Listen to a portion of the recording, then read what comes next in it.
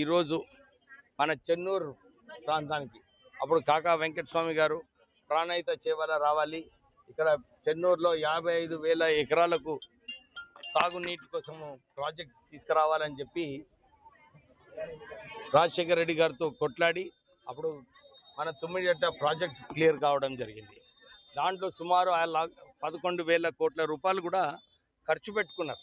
ఇంకొక 25,000 కోట్లు ఖర్చు పెట్టినుంటే మొత్తం ప్రాజెక్టే పూర్తిగా ఇది. కానీ కేసీఆర్ ప్రజల సొమ్మును దోచుకోవడానికి ఆ ప్రాజెక్ట్ అక్కడి నుంచి తరలించి మేడిగడ్డకు తీసుకుపోవడం జరిగింది.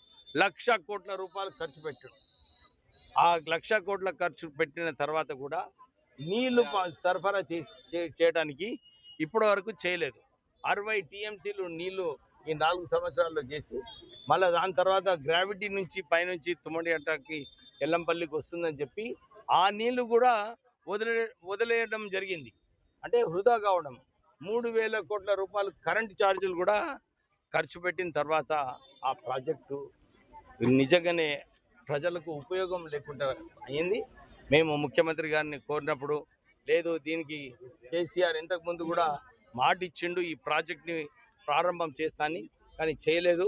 ఇప్పుడు ఈ ప్రాజెక్ట్ కూడా మహారాష్ట్ర ముఖ్యమంత్రితో మాట్లాడి 150 మీటర్స్ వరకు ఒప్పుకునేలాగా ప్రయత్నం చేస్తున్నాము. మేము బీజేపీ ఎమ్మెల్యేలు 8 మంది ఎమ్మెల్యేలు ఉన్నారు, 8 మంది బీజేపీ ఎంపీలు ఉన్నారు. వీళ్ళందరికీ కోరుతున్నాము, మీకు ఇక్కడ మహారాష్ట్రకి ఏం నష్టం ఉండదు. ఏదైతే నష్టపరిహారం రావాలో 150 మీటర్స్లో సుమారు 3,000 ఎకరాలే దాంట్లో మునిగిపోయే పరిస్థితి ఉంది. వీళ్ళందరికీ కూడా మంచి నష్టపరిహారం ప్యాకేజ్ ఏదైతే ఇవ్వాలో రాష్ట్ర ప్రభుత్వం సిద్ధంగా ఉంది. మీకు ప్యాకేజ్ ఇచ్చిన తర్వాత మీరు కూడా సంతోషంగా ఒక కొత్త కాలనీ కట్టుకోవచ్చు. మీకు ఎక్కడ కూడా ఇబ్బంది ఉండదు. కానీ తెలంగాణ ప్రజలకు 2 లక్షల ఎకరాలు ఈ ప్రాజెక్ట్ వలన ఉపయోగపడుతుంది. దాని తర్వాత ఇంకొక 14 ఎకరాలు చేవల్ల వరకు పోయటానికి కూడా ఈ ప్రాజెక్ట్ ఉపయోగపడుతుంది.